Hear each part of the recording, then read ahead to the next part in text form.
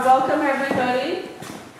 We'd like to thank you for coming out. We'd like to welcome this year's Curator Fellowship winner, Shea Justice, and have him talk a little bit about his work with this exhibit, putting this exhibit together along with some artists from Violence Transformed. And I'm going to hand the introduction over to Shea because we've got some of the artists here, and we might want to acknowledge them so you can approach them later.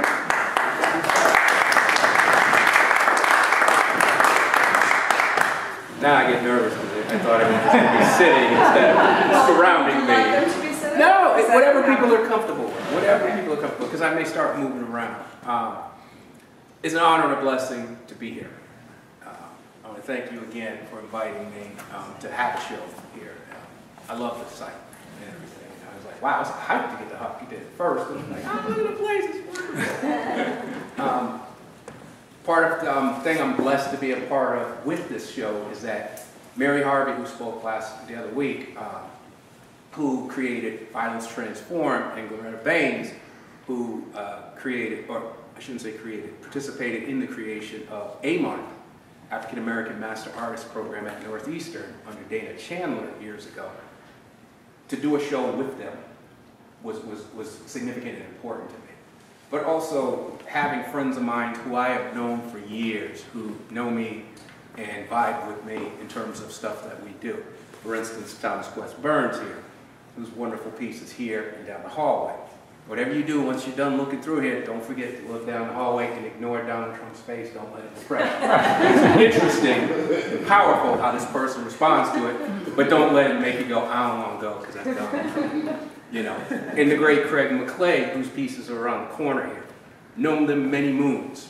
And I said, you know, I would love to do an exhibit to have my friends who I've known for so many years, who vibe with me about certain things, to do this and participate. So it's an honor and a blessing to have them both here. When I'm done talking, by all means, have a conversation with them if you're curious about their work.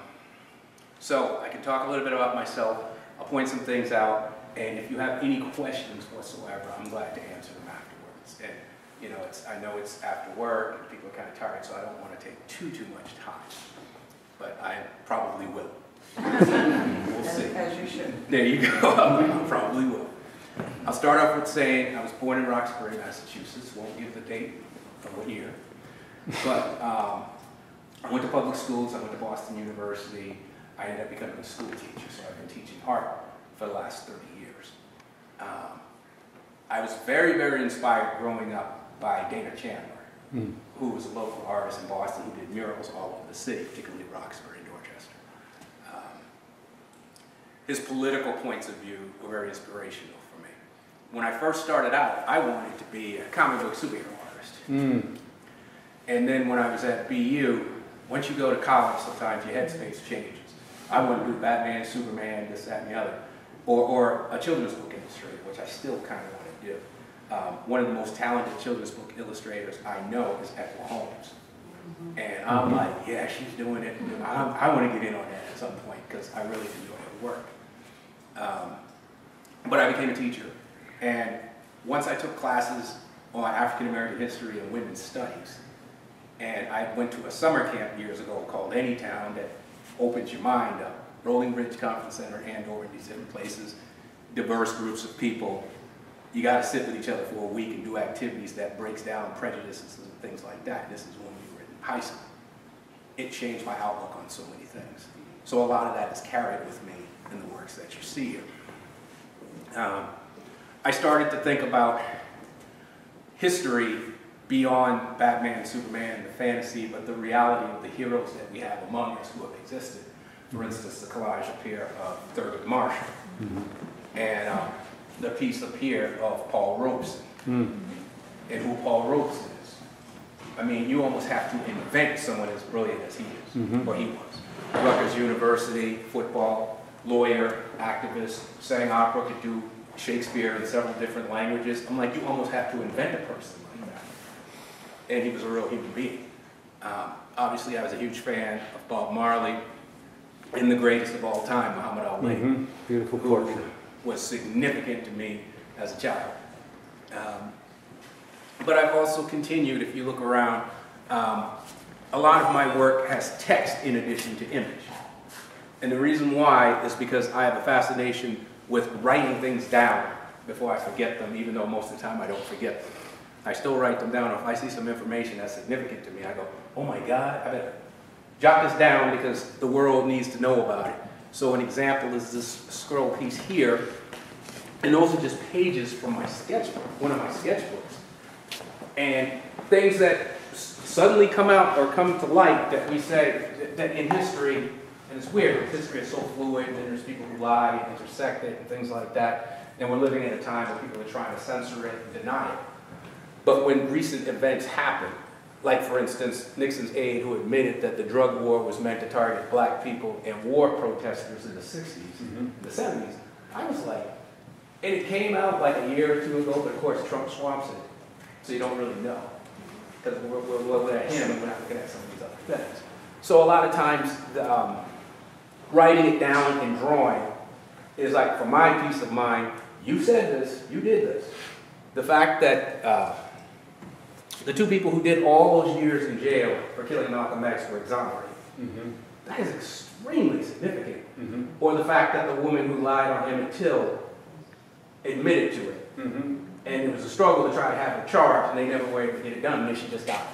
The insanity of it in terms of the whole cusp of history and what it means. I always tell my students, when I'm not teaching art, if we're just having casual conversations, you're living history. We are living through history. They kind of look at me like, does it really matter? I said, it does, it's significant. I said, when I was born and I was a little kid, we had the year of Nixon and I'm not a crook and blah, blah, blah, and you get to the, he resigns and we're talking impeachment. Years later, you get the Bill Clinton with the, you know, I did not have sexual relations, I'm from Arkansas. Bam. Now you got, you know, it's huge, we're going to do this, and that, no. So I'm like, three, four, no, actually, but Trump was two, so that's like practically 4 impeachments. And before that was Andrew Johnson Civil War. So it's like, we're living through history. And it's scary, but I'm also fascinated by it. It's one of the reasons why I write, draw, and do the things I do. So if you see some of the pieces up here, for instance, over here, the Constitution series, I've done about 9 of these so far. And so if I have a young kid, a student of mine, or any kid who sees these, and they wonder, well, what does it mean? I don't know. I look at the image and I say, well, that's Roger Taney, whose Supreme Court decision of Dred Scott saying that there's no laws that the white man has to respect that deals with the Negro. This was the head of the Supreme Court. Right. How damaging that was. Number one, it led to the Civil War. Number one, people have been trying to pick it apart, conservative groups like the Heritage Foundation, all these other groups, governors, lawyers, over the last several hundred years. So when people get shocked that someone like a Trayvon Martin gets killed, or someone else, and then it's like, well, this law got changed, or Alex said that you can do shooting if you feel like you're threatened and all these other things, how much it relates then and now. Same thing with Frederick Douglass and Ida B. Wells and the Confederate flag. That's Bree Newsom, the woman in South Carolina who climbed up and pulled it down. Had to give her props, because that was bold. You know, it takes a lot of boldness to do that with the death threats and the backlash that she probably experienced. And I did a series also on Native Americans where all I wanted to do was Sitting Bull, Geronimo, different activists throughout history, and all you see inside of it are all 5, adding up to all 500, 600, 700 treaties the United States has broken since we became a nation. That's all. Just all the treaties that have been broken and violated. You know. That's right. Oh, yeah, and it's a lot. I'm like, yeah, I got to make about 5 more and I'll be done. But, you know, the main thing a lot of people know me about is the Scroll Project. And I'll talk a little bit about that, and then I'll answer questions or I'll finish up. But back in 1993, I had when we were about to do the invasion in Afghanistan, I had a situation at the school, the high school I teach at, Lincoln Sudbury. At the time, there was elements of young Republican conservatives there. And some of the kids were like very aggressive at trying to have confrontations, not debates, but confrontations and incidents. And I remember one of the kids singled me out, even though I'm an art teacher, and was like, I'll bet you probably pro-Saddam, aren't you? You're probably pro-Saddam. And I looked at him and I said, I'll tell you what, I'll take some notes and I'll get back to you when the war is over and let you know what I think. So I had these rolls of paper that Boston University, when I was a student there, made us buy. Supplies that we never used. Should have kept the receipts, kind of thing. So I started writing down notes. I said, I'm going to write this down. Then a year went by. Then another year. Then I had to go get more paper. Then I had to go get more paper. And eventually, one of the other artists sold me this giant 20-pound roll that I've been working on since about 2008 or 2010. And so I started writing, and I continued writing, drawing, and then my mom, this is my tribute to her, she just passed this summer, so I keep this with me if I'm going to do a show, since this is what this is. I remember her saying to me once, and a friend of mine also said, if you can see any of these people, get them to silent. So I said, okay. So it's not just about the war in Afghanistan, but the political, social consequences of what happens to our country, and some of the stuff, how pop culture feeds into it, things like that. So me and my best friend, or one of my closest friends, Joseph Jones, we carry it. He's gone with me to carry it in a case and bring it to have people sign. Like this is of Tito Jackson, who's a good friend of mine, who I had sign it. I've had Governor Deval Patrick, Charlie Baker. It's weird. Captain Kirk and Mr. Spock, William Shatner, and the other Bruno Sammartino, the wrestler. Just the most eclectic people, some veterans. From a hospital not that far from where I live, that I was doing studies on prosthetic legs because IEDs were a big thing back then, where soldiers were losing arms and limbs more than they were losing their lives. Then it was about technology for that. So it's ironic that I'm talking about this because this was my favorite part, one of my favorite parts, when Mr. Spock, Leonard Nimoy, signed it, because he went to my high school class of '48. So I was like, Leonard Nimoy, I gotta get you to sign it real quick. And I'm carrying it to him. He's like, wow, okay. He signed it. So it was like a big deal. This is the year of hope and change. That's what this video is. It was made for hope and change. When it was done, it was for my thesis in graduate school, Art Institute of Boston. The man holding the camera, Lee Weinstein, is the person who actually pieced this together. So when we're done, by all means, he's one of my closest friends. Ask him about how he did this. All I did was just thank him as much as possible that we managed to put this together. So this was the thesis exhibit. And so when I look at it now, I think about the Republican convention where they had Obama waffles, or the monkey, the stuffed monkeys that was supposed to be Obama in a suit, and some of the horrendous things. And then I thought about how much it related, because he was the first black president, how much it related to Jack Johnson being the first black heavyweight champion, and in boxing, and how much of the propaganda and things that were said against him in the early 1900s. So I was like, the more things change, the more they stay the same, especially when it comes to hate. So that's why some of the things you go, what's the connection? How does it relate? Well, if you got 3.5 hours to try to read my handwriting and stuff, it does in its own way. Someone asked me, when are you going to be done? I thought I'd be done when Joe Biden brought the troops back from Afghanistan. But there's so much that we're learning about what actually happened then. And to be honest with you, it's really hard because Donald Trump is a gift that keeps on giving. Like I said, we're living in a weird time, and I'm like, I gotta get this shit done. Who got charged with him? You know, and before you know it, I'm still working. So, and some people say, well, doesn't it depress you? Isn't it upsetting to you? I'm like, nah, just draw Jay Leno or do some stuff around there. Because if I stay just completely in the moment of the tragedies and the griefs that we're dealing with in the world, climate change, the stuff that's happening in Israel, other things, it's going to bring you down. Right. So sometimes the paper just helps me. That's my autograph I got from the Bionic Woman, Lindsay Wagner. I love looking because I'm like, oh yeah, the Bionic Woman, I love it. So over here, if you see the three-dimensional box there, I ended up doing a tribute to Betty Saar's Liberation of Aunt Jemima. And if you saw her collage piece, she had this black-faced doll of the Aunt Jemima stereotype. holding a broom in one hand and a gun in another, which was a slap against slavery, oppression, and how this Aunt Jemima character was used as a propaganda tool. So when I was in graduate school, I decided to create Uncle Ben ready to set it off. So he's got 2 Bibles, guns, and materials around him in terms of information, knowledge, and what's going on in the world and what he might want to do. So I was like, I want to do an additive to hers. So that's what that is.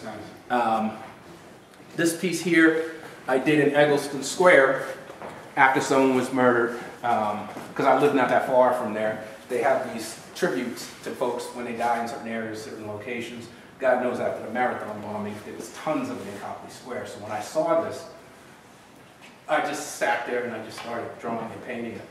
And then it became what it became. And then I did these smaller tribute pieces.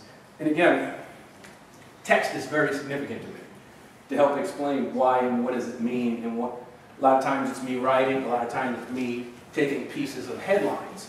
I'll never forget John King on CNN. One of my closest friends, he lives in Watertown. And I remember when they were saying, when the marathon bombing first happened, John King, and he never apologized for it, said the suspects were identified as dark-skinned males. Half my friends were calling each other like, don't leave the house for a couple of days. Don't leave the house. And when the truth came out, he would refuse to retract. And I was like, oh, I'm going to remember that shit.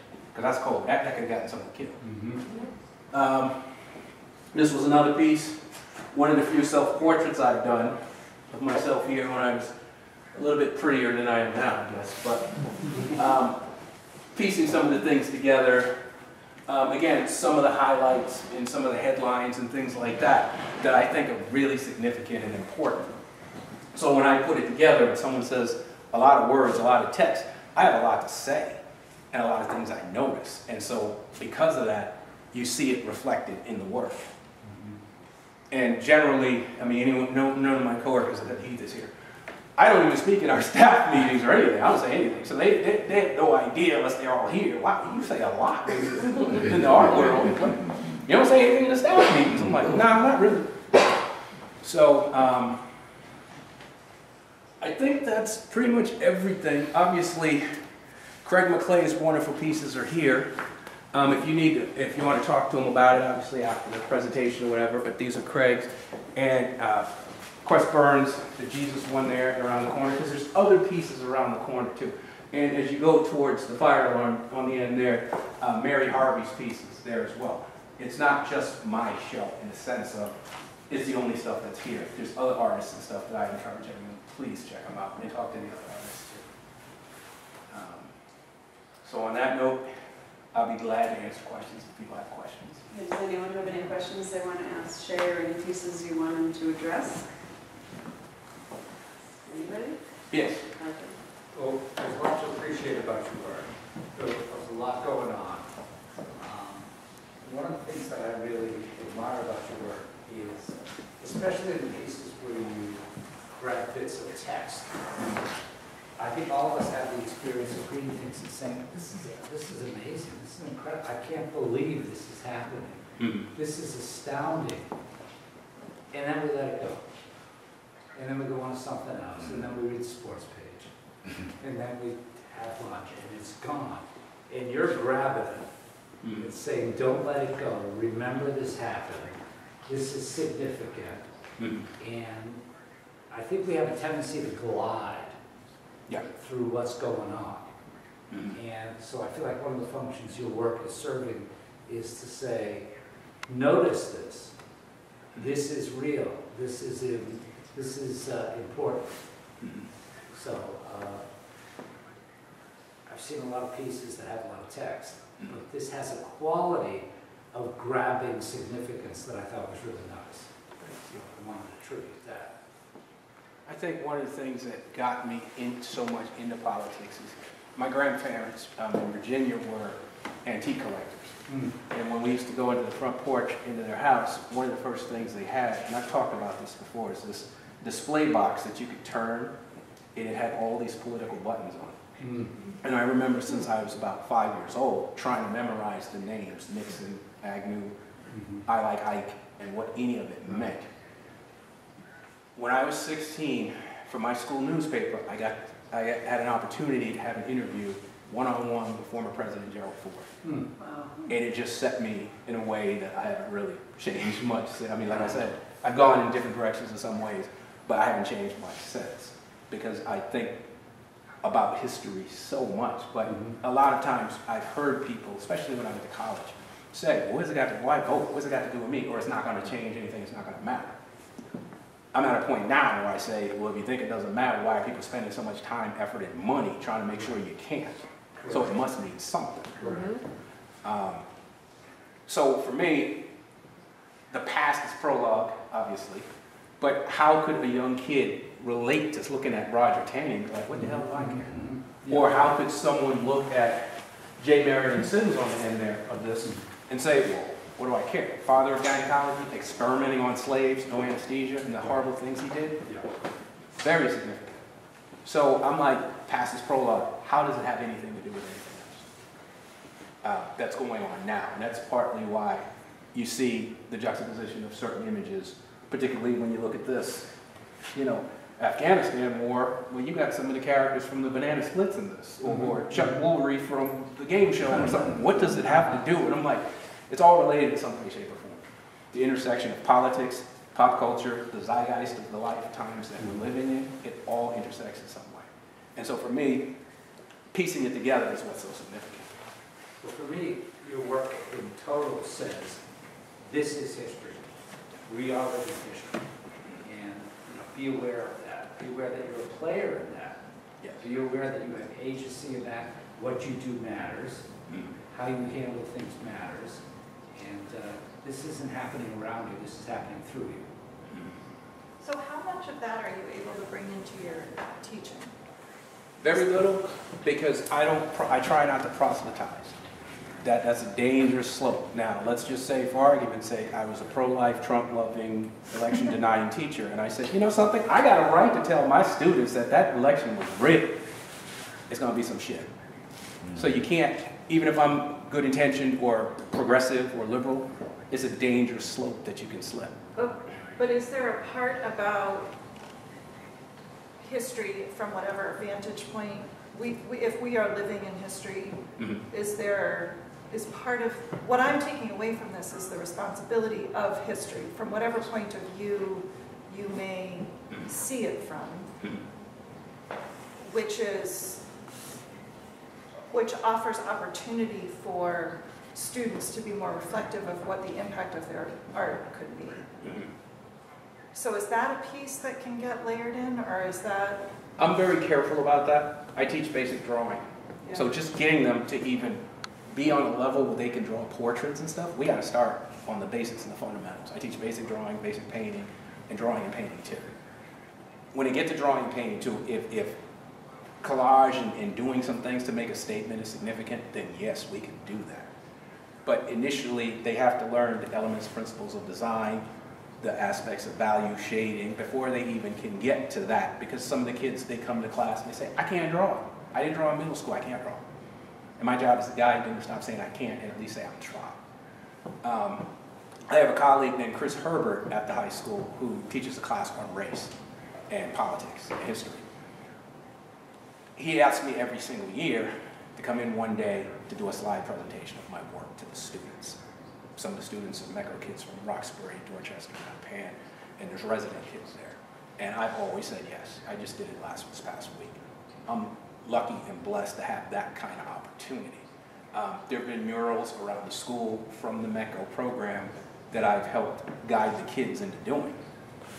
So African American history, culture, activism, things like that. They're on the walls. I always make sure we put them under glass in case someone looks and has some problems. So I tell the custodians, get that, zoom this in and get this on the glass before someone sees it and says something. So on that note, I do that, but I try to avoid proselytizing. Because if I'm teaching you how to draw and all of a sudden I say, you know, the climate's going to crash and everybody's going to die from it, then it's like, well, damn, you just asked me to hold the pencils. How is this something? So you got to be really careful about that. And I've learned, I mean, I'm a black man teaching at a mostly overwhelming white school.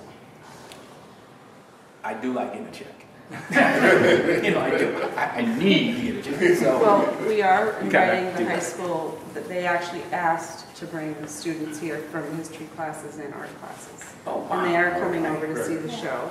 It's probably while you're working, but, Oh, in the morning, afternoon. but, yeah, it's during the school day, but, you know, that's where we step in. Okay. Because we've got the gallery, it has a platform, Mhm.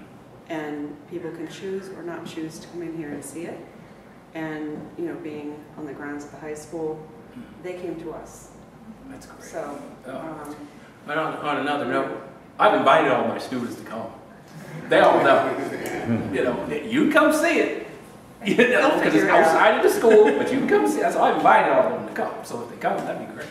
If I may, so I'm Marianne, Sarah's assistant, and I help Shea set up the exhibition. We had a discussion with Shea about how to talk about the exhibition to teenagers, and you said to me that for you what was important was to talk to them about where they were looking for their information. Mhm. The source of sources information. Yeah. So I Yeah. think that's how you would approach that with Check your teenage- sources and. check your sources. Check your sources. Me and a friend of mine, Joseph Jones, who just came in, he's over there. One of my closest friends, I got some close friends all over the place. Had a conversation about this, the difference between our generation and the younger generation. That's when you know you're getting old, when you start saying, in our day, we didn't have to. But there was more of a desire and struggle to learn. You had to get a card catalog. If you were doing a book report and stuff, you had to do due diligence. Now it's pushing a couple of buttons and you can just get the answers. The struggle for the knowledge and the desire for the knowledge, I think, is teetering to the point where, do you have to know who Rosa Parks was? Do you have to know what Martin Luther King said? You know what I mean? Get the quick sound bite, I'm good.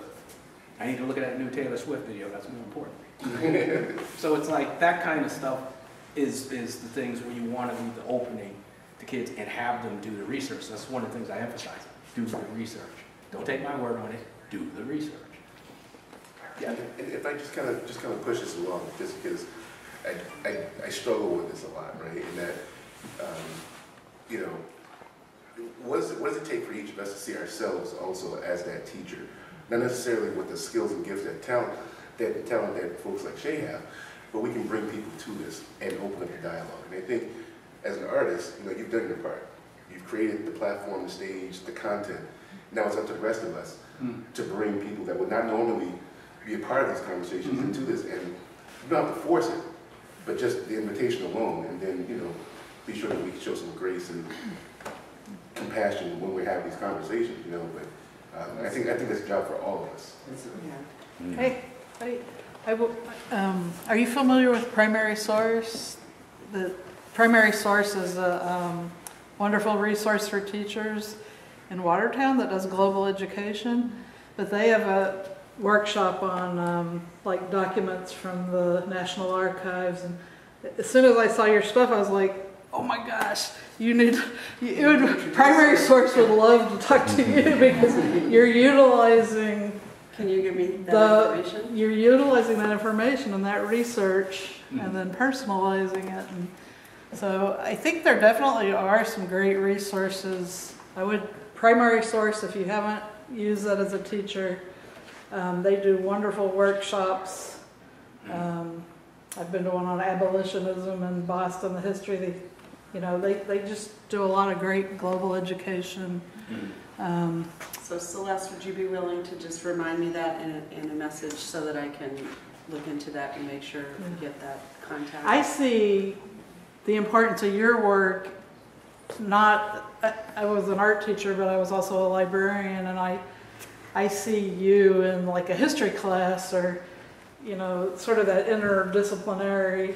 Your work just seems so relevant to those other disciplines, and getting kids to think about the possibilities of looking at those things. But I'm sure it's fraught as a teacher these days. Oh, I try not to impose on kids, because one phone call from the parents, it's craziness. So I try not to impose. Yeah. But I invite, and if a kid wants to have a conversation in my classroom during lunch or something like that and have questions, then we can talk. Yeah. But during the curriculum aspect of my work, only probably the drawing and painting 2 kids have the opportunity where they can go beyond just the technique and the materials, but the concept and the ideas. You know, I did use the piece on the end there, This Is Not Your Last Supper, Black Woman, as a jumping off point when I was teaching the kids about collage, and I was talking about being influenced by Romeo Bearden's work. So I did use that image one time in class. I'm not even sure if I told them I did it, but I described it to them, and I felt like, wow, I think I'm talking about someone else when I'm talking about myself. So that one I definitely used as a conversation piece with my students. Yeah.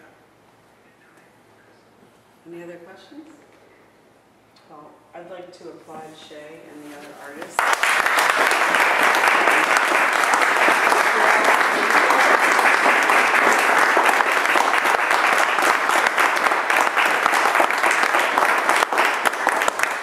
And before you leave, I'd love to get a photo of you with Chris Waldman, who is the brainchild behind this exhibit opportunity and one of the founders of HCA, and I'd love to have, we have a picture of you from every year's winner, with every year's winner, so I'd like to do that if you don't mind.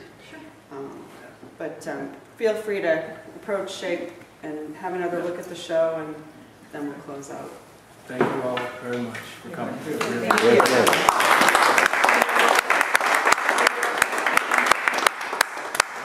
Thanks to everyone